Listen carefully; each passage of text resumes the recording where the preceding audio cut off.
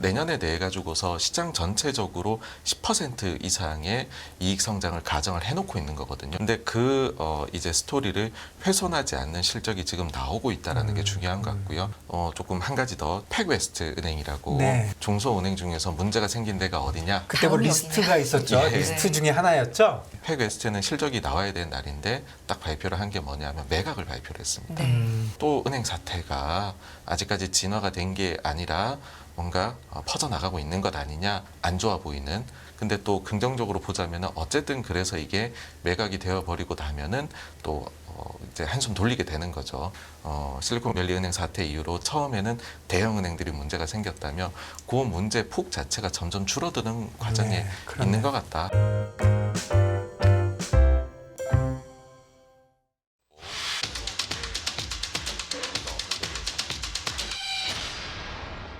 네. 86번가 정광훈 대표님 모십니다. 안녕하십니까? 네, 안녕하세요. 네. 마치 딱 맞게 나오신 것 같습니다. 네. 네. 항상 타이밍이 네. 좀 그러세요. 네. 우리가 딱 타이밍이 맞게. 잘 맞네요. 네. 예. 마이크로소프트, 구글 실적이 나왔는데 어떻게 네. 보십니까?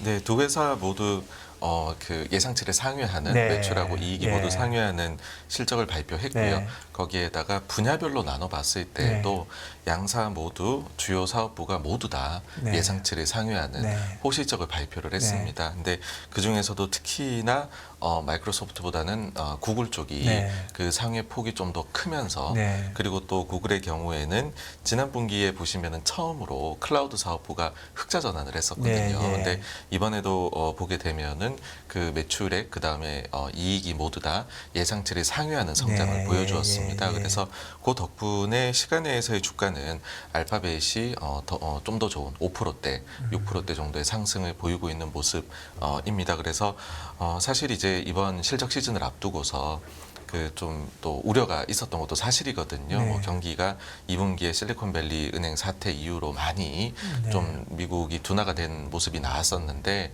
주요 기업들도 과연 그 영향을 받았겠느냐인데 아주 극초반부에는 금융사들이 제일 먼저 실적을 내지 않습니까? 네. 근데 금융사들도 다행히 크게 노이즈가 나오지 않는 그러니까는 예상치를 상회하는 실적이 네. 나왔고 지금은 그 이제 빅테크 기업들이 네. 본격적으로 네. 이번 주 다음 주까지 하면 사실 실적 시즌 거의 끝입니다. 네, 예. 근데 다행히 예상치를 상회하는 실적이 나와가지고서 실적 시즌을 일단은 뭐 무난하게 긍정적으로 넘기고 있다 그렇게 해석할 수 있을 것 같습니다. 예, 뭐 매출액과 EPS는 두 회사 다 둘 다 좋고 그 다음에 구글이 좀 더 좋은 이유는 클라우드 쪽에서 좋아진 걸 좋게 보는 겁니까?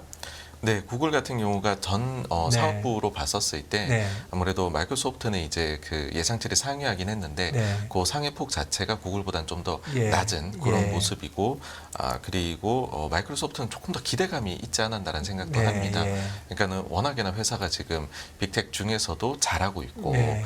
그러다 보니까는 예상치에 대한 기대들도 좀 녹아 있는 네. 그리고 이제 그 클라우드만 놓고 봤었을 때는 예상치 대비 조금 더 잘 나오기는 했지만은 네. 구글 같은 경우에는 성장 가도에 있다라고 하면은 네. 마이크로소프트는 그 성장률이 조금은 그러니까 기존에 너무 잘했기 때문에 그렇기도 네. 한데요. 성장률 자체는 이제 조금 꺾여 내려오는 모습이다 보니까는 시간의 주가에서는 소폭 약세 그렇게 이제 마이크로소프트가 보이고 있습니다. 네. 마이크로소프트가 AI 관련돼서 가이던스 좀 하니까 그 이후에 또 변할 수도 있겠네요. 앞으로도. 네, 좀, 맞습니다. 예, 예. 이게 사실 실적이 나온 이후, 예. 나온 직후, 네. 그다음에 또 컨퍼런스 콜을 하고 난 네. 이후에 거기에 대해 가지고서 또 경쟁사들도 이거를 발표를 하잖아요. 네, 예, 그러면은 예. 그걸 크로스 체크를 해가지고서 결국에는 요 이슈를 한 일주일, 2주일에 걸쳐서 시간을 두고 소화를 해 나가거든요. 네. 그래서 일단 숫자만 봤을 때 시장의 반응은 그러하다 정도로 보시면 좋을 것 같습니다. 그럼 최소한 이 두 회사가 폭락할 것 같지는 않네요. 네, 예, 다행히 어쨌든 예, 실적이 예, 예. 네, 무난하게 잘 나왔습니다. 예, 그렇네요. 뭐 애플 실적도 좀 확인을 해봐야 되고 아직 네. 남아있는 것들이 있지만 빅테크 실적이 만약에 큰 충격 없이 이렇게 무난하게 지나간다 가정을 하면 그렇다면 빅테크를 필두로 한 미국 시장의 계속된 상승세 요거는 뭐 가능할 거라고 보시는 겁니까? 어떻습니까? 네, 그 말씀해 주신 대로 네. 지금 이제 시장에서 주목을 하고 있는 부분은 지난 분기의 경우에는 빅테크 기업들이 조금 이제 그 나뉘는 모습이었어요. 일단은 비용 절감이 이익에 그 기여를 하는 바가 꽤 있었고 네. 그때는 구조조정이 크게 있었잖아요. 네.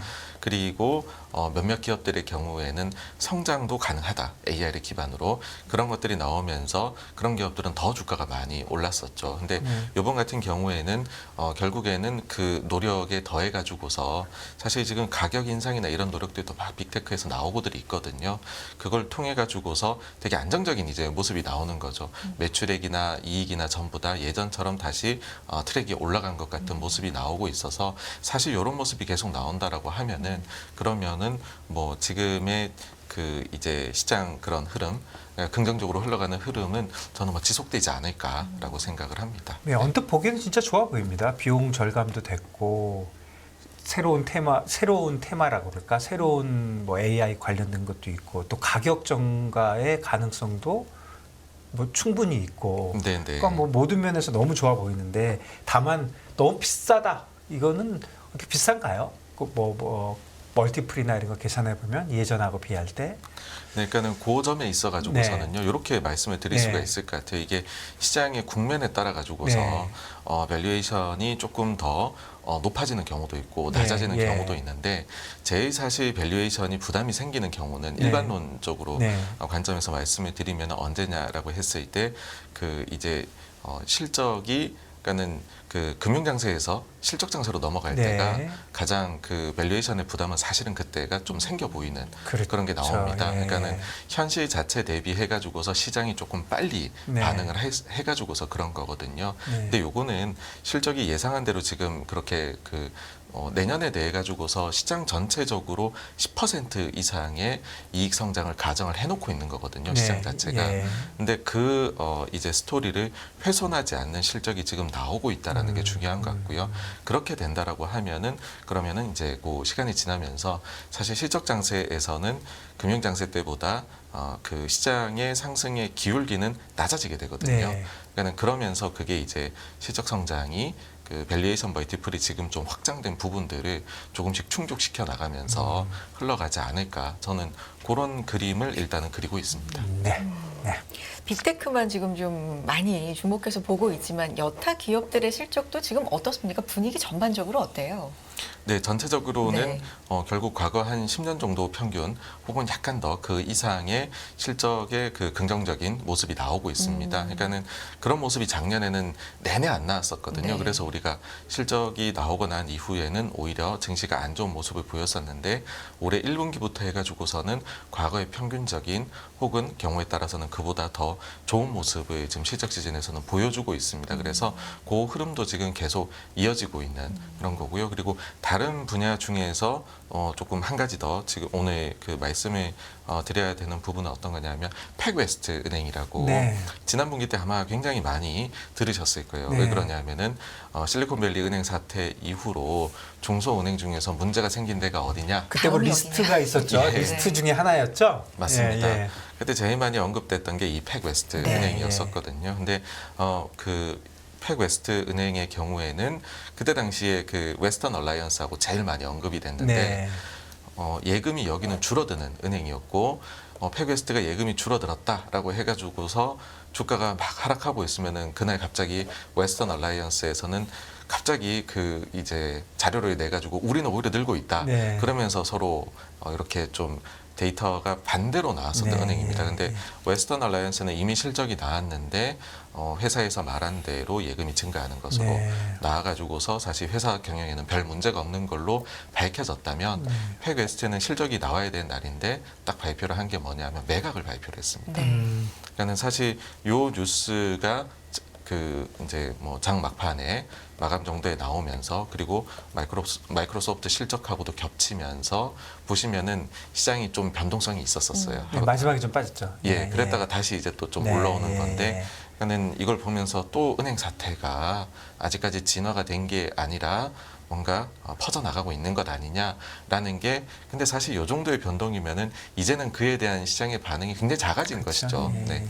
근데 어쨌든 팩웨스트의 경우에는 원래 본인들 대출 자산 매각 이런 것도 진행을 해서 자금을 마련했는데 결국에는 대출 자산을 좀 할인해서 매각하다 보니 손실이 났고 그리고 최근에 그런 이슈도 있었습니다. 그 미국의 연방예금보험공사에서 우리가 흔히들 이야기하는 예금자 보호가 되는 네. 예금액 있지 않습니까? 근데 거기에 대해 가지고서 지금 최근에 몇몇 은행들이 숫자를 잘못 기재를 했다라는 이슈가 나와 있거든요. 그런 것까지도 겹치면서 은행 쪽에서 뭔가 사실은 더 문제가 있었는데 당시에 조금 숨긴 게 아니냐.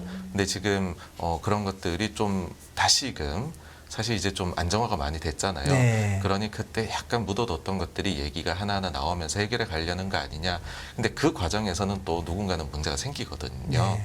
근데 이제 팩웨스트가 그러고 나서 바로 매각을 발표를 하니 겉보기에는 좀 안 좋아 보이는 근데 또 긍정적으로 보자면 어쨌든 그래서 이게 매각이 되어 버리고 나면은 또 이제 한숨 돌리게 되는 거죠. 그러니까 구조조정이라는 게 문제은행이 이제 되고 나고 나서는 지금 여기에는 유상증자까지도 자본 그 납입까지도 그 동반한 매각이더라고요. 그렇게 돼버리면은 뭐 이제 그 실리콘밸리 은행 사태 이후로 처음에는 대형 은행들이 문제가 생겼다며 그 문제 폭 자체가 점점 줄어드는 과정에 네, 그러네요. 있는 것 같다라고 저는 뭐 생각이 듭니다. 예, 그리고 뭐 어쨌든 지난 일은 지난 일인 거고 대책이나 지금 뭐 매각이나 이런 수식 자체도 뭐 그런 대로 그 합리적인 지금 대책이 나오고 있는 거죠.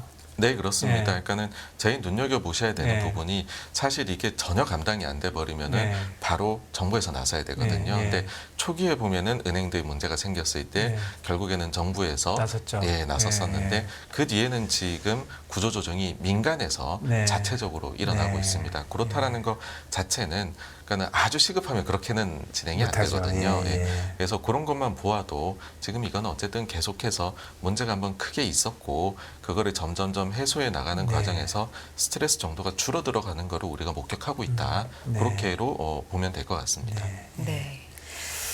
IMF도 세계 경제 성장률을 좀 상향 조정하면서 전반적으로 최근의 분위기가 침체에 대해서는 확실히 좀 강도가 약하거나 안 올 수도 있다 쪽으로 좀 많이 가고 있는 것 같은데 지표들로도 그게 확인이 되는지 지표는 어떻게 보고 계시는지 궁금한데요.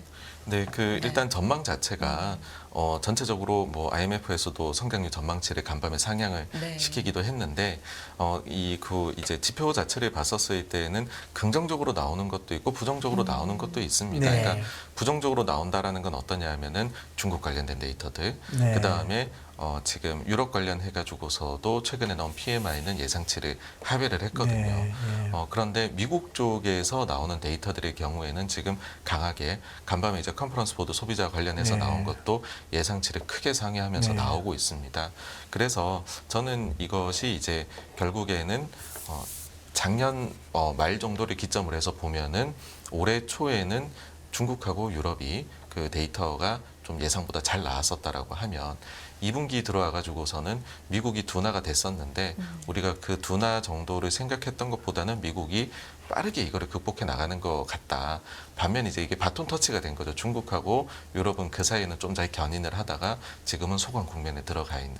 그래서 결국에는 이게 좀 우리가 확실하게 좋아졌다라는 모습을 보이려면은 이런 다른 권역도 다 같이 좋아져야 되거든요. 근데 결국 요 경제 자체가 뭐 미국하고 중국 경제가 서로 떼놓고서 완전히 얘기할 수 있다거나 유럽이 다른 데랑 떼놓고 얘기하기는 어렵다라고 생각을 해요. 그래서 서로 간에 주고받는 상호작용을 하기 때문에 저는 다른 쪽이 또 올라오게 되면은 결국에는 이제 좀 기대를 하는 것이 그 상호 간에 긍정적인 영향을 주는 부분이 결국은 발생하지 않을까 이고 그것이 올해 저는 뭐 하반기이지 않나라고 계속해서 생각을 합니다. 그러니까 그 작년부터 해서 말부터 해가지고서는 우리가 가믹 사이클에 확실히 들어갔었는데 근데 올해 하반기부터는 다시 증액 사이클에 들어가는 거기 때문에 그런 부분들 자체가 이제 이런 경제 참여자들에게 미칠 영향 자체도 저는 뭐 심리적인 영향 자체도 꽤나 있지 않을까라고 생각을 하고 그 다음에 어쨌든 미국 자체의 이런 데이터들이 좋게 나오는 거가 결국에는 미국이 제일 크게 영향을 주는 경제 권역이기 때문에 그 부분이 일단 제일 핵심 포인트가 되지 않을까라고 생각을 합니다. 미국이 세긴 세요. 네, 미국이 네. 너무 좀 잘 나간다 그런 생각 들고 S&P는 그냥 저는 얼추 계산해 보니까 이제 그 올타임 하이에 5%만 오르면 되더라고요. 네, 그렇죠. 거의 4,750이었으니까 다가왔습니다. 예, 예. 5%밖에 차이 안 나요. 나스닥은 엄청 오른 것 같지만 그래도 그동안 너무 많이 빠져가지고 나스닥은 뭐 한 4%? 15% 수준에 있는데 진짜 S&P는 어쩌면 얼마 지나면 뭐 다시 뭐 최고가 나왔다는 소리가 5%면 사실 별거 아니잖아요. 5%면 요즘 움직임 같으면 뭐 며칠 사이에도 갈 수 있는데 그런 생각도 들고 그다음에 기왕 얘기해 주셨으니까 중국이 언젠가요? 이틀 전인가? 장 끝나고 정치국에서 뭐 얘기한 게 미국에서 그냥 미국의 그 있는 중국 주식 오르더니 어제는 또 홍콩도 딱 오르고 다 오르더라고요. 뭔가 부양책이 좀 시장 친화적인가요? 일단 시장이 기대하는 바는 네. 데이터 자체가 리오프닝 효과가 소멸된 거는 이제 알겠다. 네. 그렇다라고 하면은 중국이 올해 5% 내외 성장을 얘기를 했는데 네. 거기까지로 지금 시장의 전망치는 내려왔는데 네. 그러면 이걸 좀 떠받들기 위해서 부양책이 어느 정도의 강도로 얼마나 네. 빠르게 나올 것이냐라는 예. 이야기인데 일단 이번 주에 주목을 한 것은 다른 게 아니라 네. 사실 얘기가 나온 구체적인 그 이제 조치들의 경우에는 네. 사실 예전에 우리가 봤던 중국의 화끈함은 이제는 없다라고 네. 보여요. 그럼에도 불구하고 시장이 주목한 바는 뭐냐면 원래는 이게 매월 사실상 거의 매월 열리는데 네. 중앙정치국 회의 같은 경우에는 주 후반부에 이게 결과가 나오거든요. 그래서 우리가 보통 보면은 주말에 이와 네. 관련한 뉴스들을 확인을 합니다. 네. 근데 네. 이번에는 예상보다 일찍 열렸어요. 그러니까 그 먼저 이거를, 했다? 보면서도 네. 저도 이제 좀 보면서 시장 반응이 이 정도로 뭔가 나오기를 이제 그 중국 정부가 좀 더 발빠르게 움직이기를 네, 기대를 예, 하고 있구나라는 게 발빠르게. 느껴졌어요. 예, 예. 그리고 또 한 가지는 지난주에 나왔었던 이슈 중에 하나가 완다그룹이 네. 잘못하면 돈을 못 갚는다인데 네. 주말 동안에 갚았고 그러고 나니까는 그 다음에는 또 주요 부동산 업체인 컨트리 가든이 또 문제가 생기는 거 아니냐라고 해서 완다가 월요일에는 괜찮았는데 다른 쪽에서 채권 가격이나 아니면 주식 쪽에서 안 좋았었거든요. 근데 여기서도 이제 회사에서 본인들이 지금 뭐 이자를 갚아내고 뭐 그런 부분에 있어서 문제가 없다라고 자신감을 표명을 하면서 그 다음에 또 주가가 보니까는 20몇 %가 막 상승을 하고 하더라고요. 네. 그래서 전체적으로 또 헝다의 기억이 있으니까 완다 얘기가 나오니 부동산 전체적으로 우려가 생겨났다가 일단은 다른 주요 플레이어 여기에 있는 회사가 거기에 대해 가지고서 본인들이 보기에는 자기들은 뭐 대비를 이제 하고 있다. 자신감에 내비치니까는 일단은 그게 뭐 더 큰 문제로 번지진 않을 것 같아 정도까지로 지금은 봐 있는 것 같습니다. 그 저번에 그 완다의 문제는 헝다 플러스 알리바바의 문제라고 이렇게 네. 딱 요약해 주셨는데 그저께 보면은 사실 중국의 테크 기업이 사실 올랐거든요. 오랜만에. 이 관련이 있나요? 예, 그 부분은 아마도 부양책이 예. 좀 나온 거에 대해 가지고서 네. 결국에는 소비 촉진에 대해서 많이 강조를 네. 했거든요. 그러다 보니까는 좀 반응을 한 것이 아닌가라고 생각을 하고 요거는 앞서 말씀드린 요 회의 결과 예상보다 좀 빨리 나왔다 네. 쪽에 더 연관이 있다 그렇게로 생각됩니다. 예, 그러니까 뭐 대단한 거는 아니었을 수도 있는 건가요? 어떻게 봐야 되나요? 모르겠습니다. 그러니까 예전에는 훨씬 중국이 뭔가 정책을 내놓을 때 소위 말해 화끈했거든요. 네. 금액 전체적으로 봐도 그렇고 네. 쓰는 것도 딱 한마디만 보면은 그냥 굉장한 부양책이 네. 나오겠구나인데 지금은 어찌 보면은 좀 더 핀셋으로 이렇게 찝듯이 탁탁탁탁 조치가 들어가는. 이게 못하는 건가요? 안 하는 건가요? 그러니까 중국이 결국 부채가 과거 대비해 가지고서는 너무 커졌습니다. 너무 커서. 예, 네. 그러다 보니까는 계속 부채를 주입을 하는 식으로 성장을 이뤄낼 수 있는 게 언제까지 갈 거냐. 네. 그러면은 조금 최대한 중국의 입장은 뭐냐면 최대한 부양책을 쓰지 않으면서 넘어가 보려고 하는 게 많이 느껴져요. 네. 그러다 보니까는 부채에 있어 가지고서 이거 자체가 부채를 최대한 관리하고 싶다라는 거거든요. 네. 근데 그도 그럴 것이 이게 한 10년, 15년 전이랑 비교를 하면 지금 다른 나라들에 비해 가지고서 중국의 부채 증가 속도가 압도적으로 빠릅니다. 그러니까는 이제는 예전에 같은 경우에는 중국이 고도 성장도 하고 있으면서 부채 비율은 낮은 상황이었다라고 하면 지금은 부채 증가 속도는 빠른데 근데 우리가 이제 부채의 상대 가치를 따질 때에 명목 성장률을 따지게 되잖아요. 사실상 부채는 가치가 예전에 빌린 건 고정이고 성장률이 높게 나타나면 부채의 실질 가치가 낮아지게 되는 건데 오히려 지금 선진 시장들이 보게 되면 인플레이션이 굉장히 높게 일어나고 근데 그럼에도 불구하고 미국은 거기에서 실질 성장에 플러스가 나오니까 명목 성장률이 사실은 높은 거거든요. 근데 중국은 인플레가 없는 상황에서 성장률도 낮아져 버리니 사실 과거 대비 명목 성장률은 굉장히 빠르게 내려오고 그렇죠. 부채가 점점 부담이 더 커지는 거죠. 자연스럽게. 네. 예. 그래서 그런 점들을 중국도 굉장히 문제다라고 생각을 하고 있다 보니 계속해서 정말 우리가 가급적이면 쓰지 않고 요번에 넘어가줬으면 좋겠어 이고 그럴 때 이런 대규모 권역들이 생각하는 건 뭐냐 하면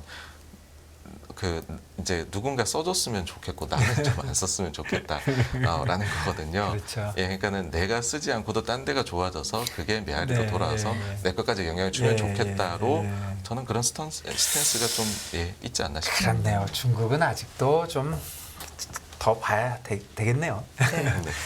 다음 네. 얘기는 이제 FOMC 결과 발표를 앞두고 관전 포인트 한번 보겠습니다. 뭐 결과를 궁금해하는 분은 많지 않은 것 같고 이번에 어떤 부분을 좀 관전 포인트로 보면 좋겠습니까?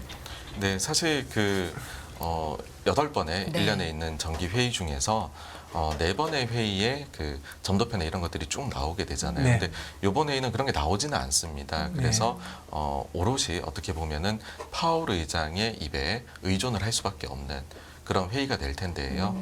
근데 시장에서는 말씀해 주신 대로 거의 뭐 지금 99%의 확률로 25bp 인상에 네. 대해서 얘기를 하고 다만 근데 더 주목하는 거는 그래서 연내에 추가 인상이 있느냐에 네. 대한 건데 최근에 그게 좀 낮아졌었다가 다시 이게 많이 올라가고 있거든요. 근데 이럴 때에는 이것이 어디에서 영향을 받았느냐라고 해서 보면은 지금 연준 위원들은 침묵 기간에 들어가 있고 네. 이슈를 제기를 하는 거는 결국 이 연준에 대해 가지고서 얘기를 하는 그런 이제 스피커들에 대한 건데 대표적으로 월스트리트저널의 닉 티밀하우스 네, 기자의 예. 이제 말에 주목을 하는데 계속해서 최근에 언급을 하는 부분은 뭐냐면 일단 물가가 좀 낮게 나온 거는 인정하는데 그게 이제 연속성이 있는지는 봐야 된다. 그러니까는 한두 달치는 최소한 더 보고 싶다라는 걸로 보이고요. 그 다음에 더 주목하는 거는 인건비에 대한 부분입니다. 그러니까 요즘에 제일 많이 강조하는 게 실질 임금에 대한 부분인데 디스인플레이가 좀 나타나는 거는 맞는데 지난 2년 동안에 물가 상승하고 그 다음에 임금 상승률을 비교해 보면은 물가 상승이 임금 상승을 뛰어넘었다라는 거죠. 그렇죠. 네.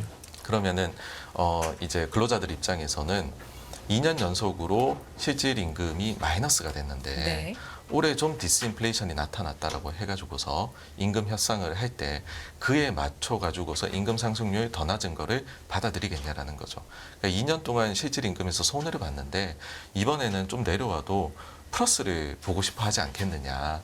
그러면은 임금 상승률은 생각보다는 더디게 내려올 수도 있다. 그렇게 되면은 이 물가와의 전쟁 이게 아직 승리 선언하기는 좀 이르다고 할 수도 있고 이런 얘기가 이제 나오다 보니까는 이게 연준이 생각보다 더 긴 전쟁을 하는 것 아니냐 해서 다시금 2회 인상에 대한 가능성이 막 이렇게 올라가 버리는 게 나왔거든요. 그래서 아마 이 부분에 대해서 제 얘기를 듣고 싶을 텐데 사실 아까도 말씀드렸지만 이번에는 뭐 전도표 경제 전망 이런 게 나오는 게 없어요. 파월 의장이 입에 의존을 하는데 파월 의장이 보시면은 그날의 분위기하고 이제 실제 분위기하고 다르게 얘기하는 경우도 있거든요. 그래서 시장에서는 내일 자체 하는 얘기도 있겠지만 오늘 밤에 그 다음에 3주 뒤에 나올 의사록까지도 다 보고 또 그 사이에 뭐 다른 위원들은 어떻게 얘기하냐 다 볼 텐데 결국에는 저는 이제 양다리를 걸치지 않을까 계속 네. 해가지고서 그러니까 조건을 자꾸 붙이는 거죠. 네, 파월이 아주 그냥 네. 등글등글 하잖아요. 네, 이런 조건이 있으면 멈출 수도 있고요. 근데 이런 식으로 흘러가면 더 올릴 수도 있고 예. 데이터를 더 보고 예, 하고 싶고라는 식으로 해서 사실 엄청나게 우리가 뭔가 힌트를 얻을 만한 내용은 없지 않을까. 그러니까 저 개인적으로는 그 뒤에 이제 QT를 어떻게 할 것인가에 대해서 네. 제일 관심을 가지는데 사실 근데 이 질문도 해봤자 네. 지금 별로 딱히 예, 저도 할 말이 답할 것 없거든요. 같아요. 네, 저도 답할 것 같아요. 뭐라고 답할지. 네. 예. 그러니까 뭐 계속 이제 생각 네. 고려는 하고 있는데 지금 당장 바뀔 건 없다. 그렇죠. 그렇게 예. 얘기하겠죠. 그렇게로 얘기를 할 거라서 사실 이제 그 주목도는 굉장히 최근에 갑자기 네. 높아졌음에도 불구하고 되게 그렇게 여기에서 소위 말해 건질 거는 뭐 이렇게 딱히 없지 않을까라고 생각을 합니다. 그거는 어떻게 생각하세요? 요즘 유가가 또 어영부영 올라왔어요. 한 80불이면 뭐 높은 건 아닌데 그동안 그래도 유가도 좀 올라왔고 또 뭐 곡물도 좀 시끄럽잖아요. 네네. 곡물이 얼마나 그 물가에 영향을 미치는지 잘 모르겠는데 이것도 좀 영향을 미칠까요? 그러니까는 이런 그 커머더티 가격이 올라가는 네. 것 자체는 결국에는 시차를 두고 물가에 영향을 미칠 수밖에 없습니다. 네, 그래서 예. 이게 좀 하향 안정화가 되어 주는 것이 네. 물가 안정에는 무조건 도움이 되죠. 네. 다만 근데 절대적인 레벨 자체는 예. 예전에 비해 가지고서는 낮죠. 우리가 예, 낮다는 예. 거고 그 이제 저는 물가에 대해서 이게 우리가 매일 퍼센트를 보다 보니까는 네. 이 변동에 대해 가지고서 예, 관심을 예, 가지는데 절대 레벨을 한번 보시게 되면 22년도의 상황하고는 완전히 달라졌다인데 네. 뭐냐면 그때는 전쟁이 일어나니까는 지금보다도 훨씬 높게 이 가격들이 다 그렇죠. 엄청 올라갔었거든요. 예, 예, 예. 근데 지금은 추가적인 감산이나 그런 노력들이 들어와서 네. 이거를 저는 지탱하고 있는 네. 수준이지 않냐. 예, 예. 이고 또 그 사이에 달라진 점이 전쟁을 딱 기점으로 지금하고 비교를 해보면 그때는 금리가 지금에 대비해서 500bp가 낮았었죠. 그렇죠. 예, 그러니까는 수요에 대해서도 확실히 지금은 영향을 주고 들어와 있는 거거든요. 그러니 인플레가 다른 요소들이 좀 오르내리고 해도 줄 수 있는 영향 자체는 줄어들어 가고 있다. 그러니까 결국은 헤드라인 쪽에 있는 곡물 뭐 커머디티 가격보다는 역시 연소성에 관련된 뭐 인건비나 실질 임금을 볼 것이다. 계속적으로. 네, 지금은 예. 계속해서 연준에서는 네. 뭐 하여튼 왜냐면 그 다른 쪽은 좀 많이 내려왔거든요. 네. 디스인플레가 네, 느껴지는데 마지막으로 어찌 보면 최후의 네. 결전이 여기에서 펼쳐지게 된다. 예. 네, 그렇게 생각합니다. 네. 네. 알겠습니다. 시간이 짧게 있지만 네. 우리나라 얘기도 짧게 좀 한 말씀 듣고 싶습니다. 사실 IMF 경제 전망 얘기 드렸지만 우리나라는 또 하향 조정 됐더라고요. 뭐 이런 네. 부분 또 최근에 시장에서 코스닥은 날아가는데 사실 일부 종목에 좀 쏠려 있는 부분들 전반적으로 좀 어떻게 보시는지 한 말씀 국내 시장에 대해서도 네. 들어볼까요? 그러니까는 네. 우리 시장이 네. 힘을 받기 위해 가지고서는 네. 그러니까 전체적으로 뭐 한국 증시가 좋다 이런 얘기가 나오기 위해서는 결국에는 이게 잘 나와야 되는 데이터가 뭐냐면 수출 데이터입니다. 그렇죠. 그러니까 한국 주식 시장은 이제 상관계수를 그려보게 되면은 네. 수출하고 정말로 정직하게 따라가는 시장이거든요. 네. 그러니까 헤드라인 지수에 관련해 가지고서는요. 그러니까 코스피 지수 기준으로 네, 말씀드릴 때. 근데 이제 수출 데이터가 연초 극도의 부진에서 이제 감소폭이 점점점 줄어들어 오다가 6월까지는 그러다가 7월에는 다시 예, 이게 감소폭이 늘어나 버린 그랬더라고요. 거거든요. 예, 그러니까 예. 가장 근본적으로는 여기에 있다라고 생각을 네, 하고요. 네, 네. 그리고 여기에 영향을 주는 제일 큰 거는 뭐니 해도 다른 수출은 좀 살아나고 있고 좋은 부분들도 있는데 반도체가 가격이 아직 여전히 회복을 못하고 있다. 네. 오히려 계속해서 아직까지 조금씩 내려가고 있는 모습이 나오고 있는 게 여기에 제일 큰 영향을 미치는 부분이라고 생각을 해요.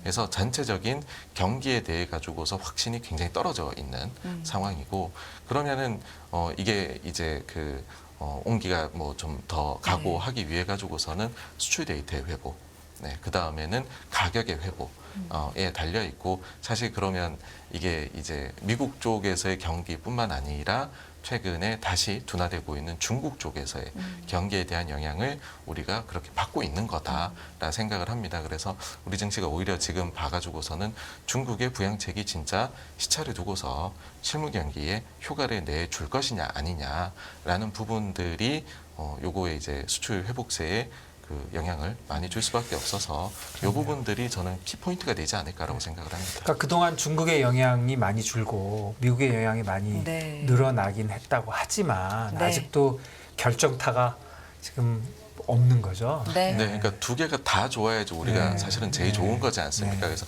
어느 한쪽만 좋을 때는 좀 약한 네. 부분이 있죠. 네. 그렇네요. 여기까지 듣도록 하겠습니다. 정광훈의 포커스라이트 정광훈 대표 함께했습니다. 고맙습니다. 감사합니다. 감사합니다.